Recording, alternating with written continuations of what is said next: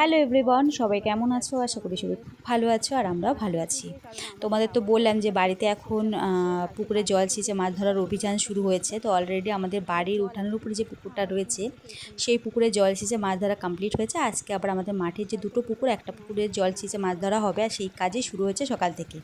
তো সকাল থেকে তো মেশিন লাগানো হয়েছে জল ছেঁচার জন্য। আর দুপুরবেলা আমি স্নান টান করে আসলাম দেখতে যে কতটা কি জল ছেঁচা হয়েছে, কখন মাছ ধরা হবে সেটা দেখবার। আমার মাছ ধরা দেখতে ভীষণ ভালো লাগে। তো এসে দেখলাম অনেকটাই জল সেচা কমপ্লিট হয়েছে। আর যে জলটা আর কি ফেলে দেওয়া হচ্ছে সেটা আমাদের যেখানে সবজি চাষ করা হয়েছে সেই সবজিতেই জলটা দেওয়া হচ্ছে।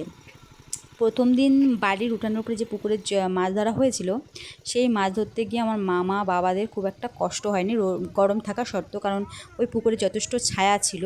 কিন্তু আজকে এই মাঠের পুকুরে তোমরা দেখতেই পাচ্ছ কীরকম পরিমাণে রোদের তাপটা পড়েছে।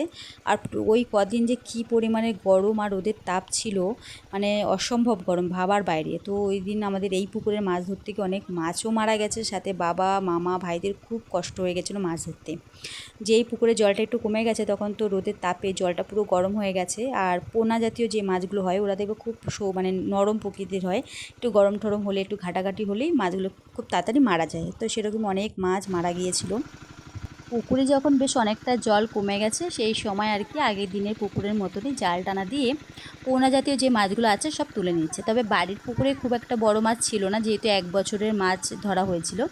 তবে এই পুকুরটাতে আমাদের বেশ অনেক বড় মাছও রয়েছে। পুকুরে যখন আর কি বেশ অনেকটাই জল কমে এসেছে সেই সময় আর কি আগের দিনের পুকুরের মতনই জাল টানা দিয়ে পোনা জাতীয় মাছগুলোকে তুলে নেওয়া হচ্ছে।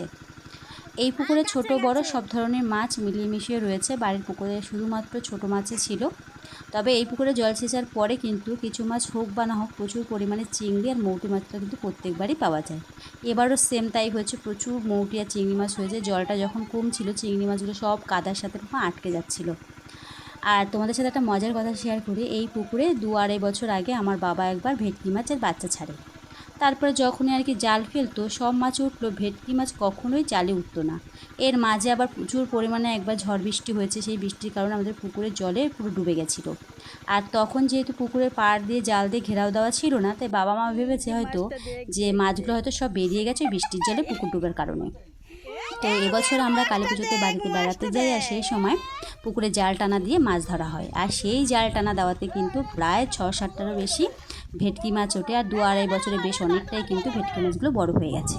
তখন তো আমরা সবাই অবাক হয়ে গেছি যে এই মাছগুলো পুকুরে কোথায় ছিল। আর আমার বাবা আর মা বলছে যে তোদের জন্য ওরা ওয়েট করেছিল।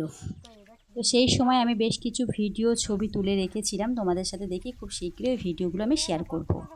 তো পুকুরে এখন প্রায় অনেক পুরো জল সেচা কমপ্লিট হয়ে গেছে। এর মাঝে আমি আবার বাড়িতে গিয়েছিলাম খাওয়া দাওয়া করতে। তো এখন আর কি শোল কই এই সমস্ত মাছ ধরা হচ্ছে। তবে এই পুকুরটাতে না কই মাছ খুব একটা হয়নি, তবে শোল মাছ বেশ বড় বড় পেয়েছিল। আর তার সাথে তো তোমার চিংড়ি মৌটি মাছ তো রয়েছে। চলো তাহলে ব্লগটা এখানে এন্ড করছি। পুরো ব্লগটা তোমাদের কেমন লেগেছে অবশ্যই কমেন্ট বক্সে কমেন্ট করে জানিও। আবারও দেখা হচ্ছে খুব শিগগিরই নতুন একটা ব্লগ নিয়ে। ততক্ষণ সবাই ভালো থেকো, সুস্থ থেকো। আজকের মতো টাটা, বাই বাই।